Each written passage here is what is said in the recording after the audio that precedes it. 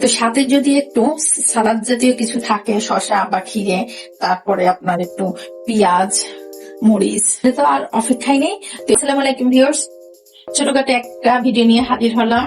হঠাৎ যে ভিডিওটা করে দেখিয়ে দিতে এটা ছিল আমি ব্রয়লার মুরগি দিয়ে বিরিয়ানি করব, কত সহজে করা যায় আর ঘরে থাকা উপকরণ দিয়ে এই বিরিয়ানিটা আমি মূলত করে নিব।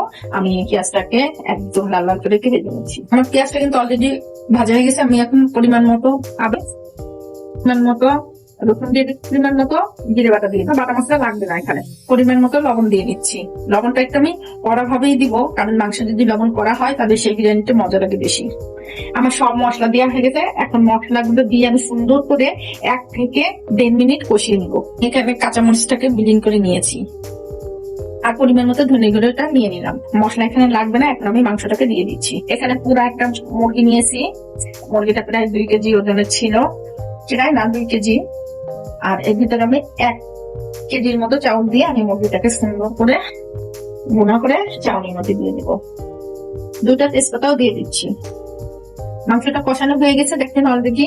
এখন আমি এর ভিতরে হোমমেড বিরিয়ানি মশলাটা দিয়ে দিচ্ছি। এটা বিরিয়ানির ভিতরে যা যা মশলা থাকে, জয়ফল, জয়ত্রী, পোস্তদানা, জিরে, গরম মশলা, আরো যা যা বিরিয়ানির মশলা, সমস্ত মশলা দিয়ে আমি মূলত এটাকে মশলাটা করে নিয়েছি।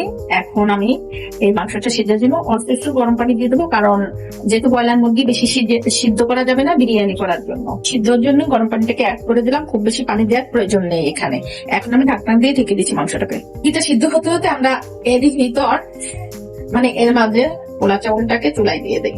পোলা চাউলের ভিতরে একটুখানি লবণ দিয়ে দিচ্ছি, কারণ বিরিয়ানি রান্না করার সময় কিন্তু একটু লবণটা অ্যাড করে দিতে হয় চাউলে, তাহলে পরে স্বাদটা আরো ভালো আর পারফেক্ট লবণ হয়ে যায়। আর আমি এখানে 2 চামচ পরিমাণে গুঁড়ো দুধ দিয়ে দিচ্ছি। যেহেতু আমি কোনো টক দিয়ে ইউজ করতেছি না, তো সেক্ষেত্রে আমি 2 চামচ পরিমাণে গুঁড়ো দুধ দিয়ে দিলাম। আপনারা চাইলে লিকুইড দুধটাও দিয়ে দিতে পারেন। এখন চাউলটাকে ঢেকে দিচ্ছি 2 থেকে 3 মিনিটের জন্য।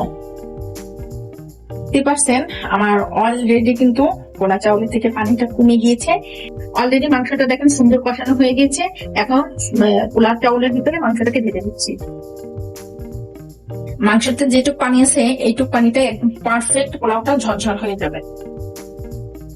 আমি কিছু কাঁচামরিচ দিয়ে দিচ্ছি এর ভিতরে, আর ঘি দিয়ে দিচ্ছি। ঘিটা আমাদের নিজের হাতে তৈরি করা ঘি, একদম খাঁটি, কোনো ভেজাল নাই।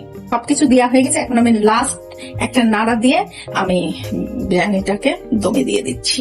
খুব সুন্দর করে লাস্টের নাড়াটা কিন্তু খুব সুন্দর করে দিতে হবে। আর দমে দিয়ে দেবো একদম লাইট জালে। আমি ঢেকে দিচ্ছি আর এখানে দমটাকে আটকিয়ে দিচ্ছি। তো ভিউয়ার্স দেখেন হয়ে গিয়েছে মজাদার একটা বিরিয়ানি। আমি এখন বিরিয়ানিটা একটু পরিবেশন করে দেখিয়ে দিচ্ছি। আমি মাঝে একবার একটা নাড়া দিয়ে দিয়েছিলাম।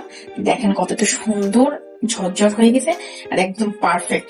আমি কিন্তু এর ভিতরে গোলাপ জল আর কেওড়া জলটা দেই নেই, কারণ ওটা আমার সবসময় ভালো লাগে না দিতে। আপনারা চাইলে কিন্তু ওটা দিতে পারেন, তাতে কোনো সমস্যা নেই। আমি একটা প্লেটে একটু পরিবেশন করে নিই। আর বিরিয়ানিটা কিন্তু একদম পারফেক্ট হয়েছে, যা বলার অপেক্ষা নেই। একদম ঝুরঝুরো হয়ে গেছে। আর সবসময় একটা কথা মনে রাখবেন, পোলাও হোক আর বিরিয়ানি হোক, চাউলটা কিন্তু বেশি মজা লাগে না। একটু ফুটে যাবে কিন্তু ঝুরঝুর। আর যেহেতু এটা একটু গরম, আর 4-5 মিনিট পরে কিন্তু অলরেডি এটা একদম পারফেক্টলি একটা ঝুরঝুর ভাব এসে যাবে। তো সাথে যদি একটু সালাদ জাতীয় কিছু থাকে, শসা বা ক্ষীরে, তারপরে আপনার একটু পেঁয়াজ, মরিচ, তো আর অপেক্ষাই নেই। তো এই পর্যন্ত সবাই ভালো থাকবেন, সুস্থ থাকবেন। নতুন নতুন কোনো রেসিপি নিয়ে আবার সামনে হাজির হবো। আল্লাহ হাফেজ।